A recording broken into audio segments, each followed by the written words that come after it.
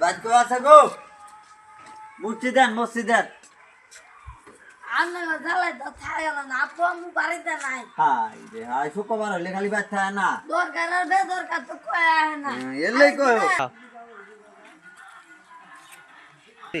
বাড়ি আছেন গো মুষ্টি দেন মুষ্টি খালাম নিয়ে দাও হাই ওই সপ্তাহ কইলেন বাদ নাই যাক জানেন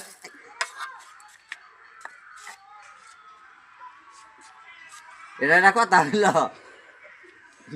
আম্মা যে দিবে হলো আপনার করে হাসিও উঠে আমি পড়ায় দিব এটা হলো কারবার হ্যাঁ উল্টে করে চাল দিতে আমি আর মুষ্টি তুলবো না বাদ দিলাম